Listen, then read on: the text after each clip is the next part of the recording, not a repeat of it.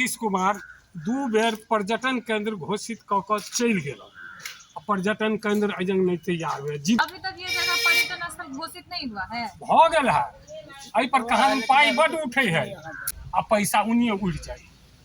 नमस्कार, मैं हूं सोनी झा और आप देख रहे हैं न्यूज मिशन इंडिया। अभी हम मौजूद हैं बिस्फी प्रखंड के बिस्फी में, जहां पर विद्यापति जी का जन्मस्थली डीह पर हम लोग अभी हैं। और यह जगह जो है वो बिहार सरकार के द्वारा अभी पर्यटन स्थल घोषित कर दिया गया है और जगह का सौंदर्यीकरण भी करवा दिया गया है। लेकिन जगह को जो है पर्यटन स्थल घोषित करने के बाद जो डेवलपमेंट का कार्य होता है वो यहाँ पर नहीं करवाया गया है।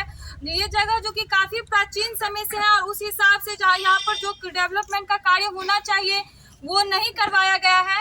और इस जगह के बारे में बताया जाता है कि अब विद्यापति का जन्मस्थली डीह है और विद्यापति जो थे उन्हें देश ही नहीं बल्कि विदेशों से भी लोग जानते हैं। और विद्यापति जी के यहाँ जब महादेव नौकर का काम यहाँ पर रहकर किया करते थे, तब यहाँ पर बाद में जब विद्यापति जी के साथ महादेव एक बार गंगा सिया रहे थे सिमरिया, तब रास्ते में विद्यापति को जोरों की प्यास लगी और उन्होंने जब उगना को कहा कि उगना हमारे लिए जल लेकर आओ, और उगना जब जल लेकर आए घने जंगल से और जल पीने के बाद विद्यापति को प्रतीत हुआ कि यह जल कोई साधारण जल नहीं बल्कि गंगाजल है।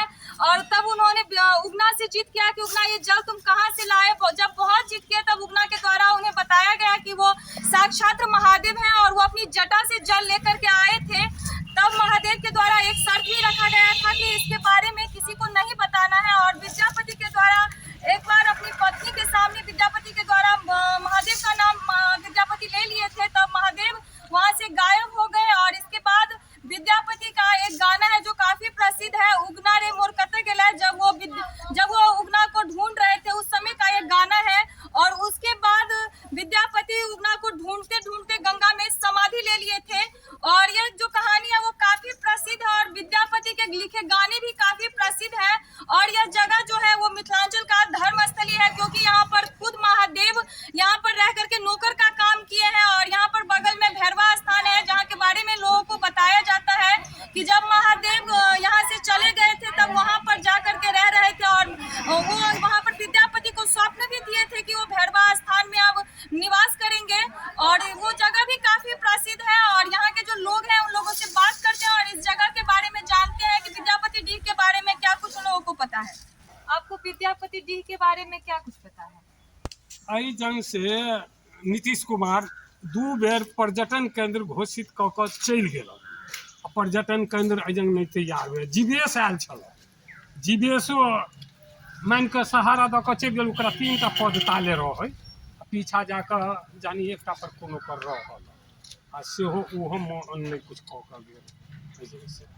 अभी तक ये जगह पर्यटन स्थल घोषित नहीं हुआ है। भ गेल है, एहि पर कहां पाई बड उठे है। अब यहाँ खर्चा करे लेल उ सब एबे आ पैसा उन्हीं उड़ जाए।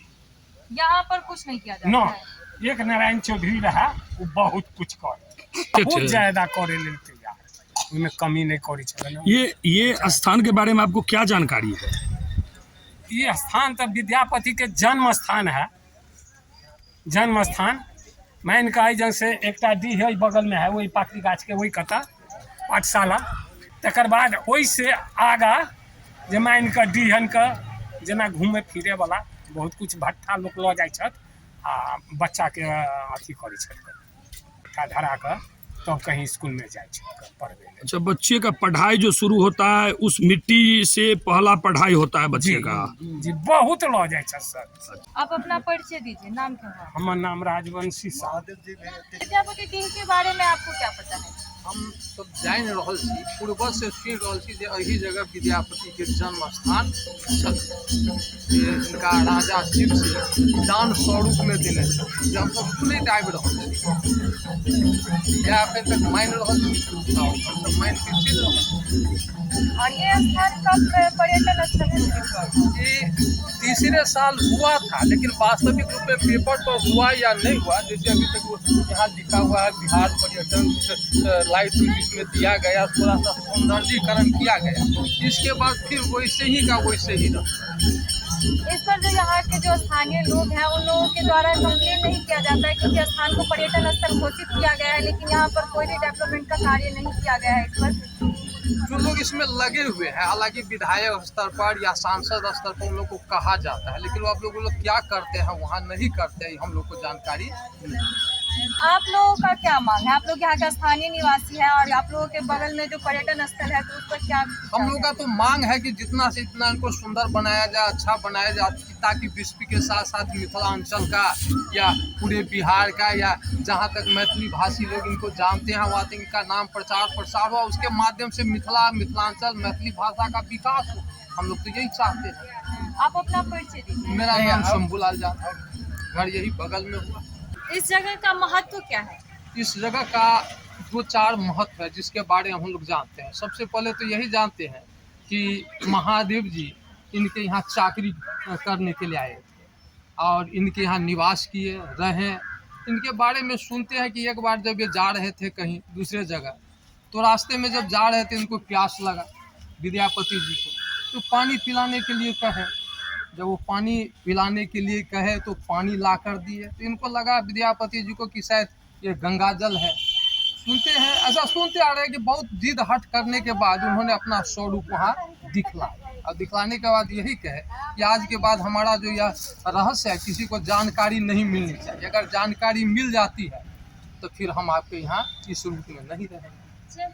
यानी कि इस स्थान पर महादेव उगना के रूप में यहाँ पर रहकर विद्यापति जी के घर में नौकर का काम। हाँ हाँ हाँ। यहाँ पर जो घर बनाया हुआ है उस घर में क्या है?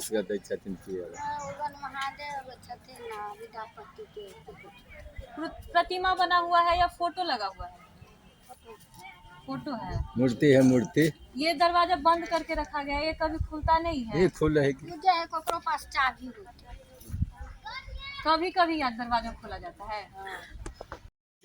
ये नदी है, वही नदी में स्नान करे महाकवि विद्यापति के परिवार सब जाय छलखिन। यानी कि ये सुरंग है जिसे ऊपर से ढक दिया गया है। वो बहुत मिट्टी पड़ा है, वो झपा गया नहीं, इसी हो के नदी है, तनिके हटके आगे से नदी है। आगे जो मंदिर है ये विद्यापति जी का कुलदेवी है। आपका परिचय क्या? मेरा नाम सुधीर यादव।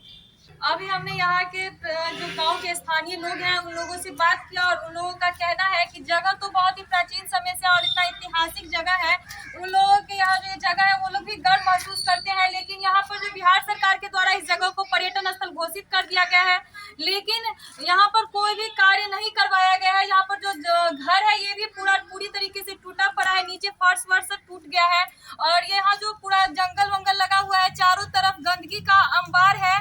और जो ये विद्यापति का जो घर है, ये घर जहाँ पर अंदर में विद्यापति की प्रतिमा लगी हुई है, साथ में उगना की भी प्रतिमा लगी हुई है, ये जितने भी प्रतिमा सब है अंदर बंद कर दिया गया है और अंदर पूरे हॉल में गंदगी का अंबार लगा हुआ है। इतना ऐतिहासिक जगह है जहाँ पर दूर दूर से लोग आते हैं, देश से ही नहीं बल्कि विदेश से भी लोग यहाँ पर देखने के लिए आते हैं। लेकिन ऐसे जगह को पर्यटन स्थल घोषित करने के बाद भी यहाँ पर कोई भी कार्य नहीं करवाया जा रहा है और पूरी तरीके से गंदगी लगा हुआ है। अगर विदेश का लोग आता होगा तो क्या सोचता होगा, जो बिहार में जो इतने प्राचीन जगह है और इतने ऐतिहासिक जगह है जहाँ के लिए विदेशों में भी नाम है, लेकिन उस जगह का हालत इतना बद से बदतर हो गया है कि यहाँ पर देखने से पता चलता है कि ये जो कोई पुराना खंडहर होता है उस तरीके का हो गया। यहाँ पर दीवार भी जो है पूरी तरीके से टूटी हुई है और यहाँ पर आप देख सकते हैं जो दीवार में भी पेड़ लगा हुआ है यहाँ पर, और ये जो घर है बगल में ये भी टूटा हुआ और यहाँ पर घर सब में से भी पेड़ निकल आया है और जंगल जो है ये झाड़ से पूरी तरीके से लगा हुआ है। यहाँ पर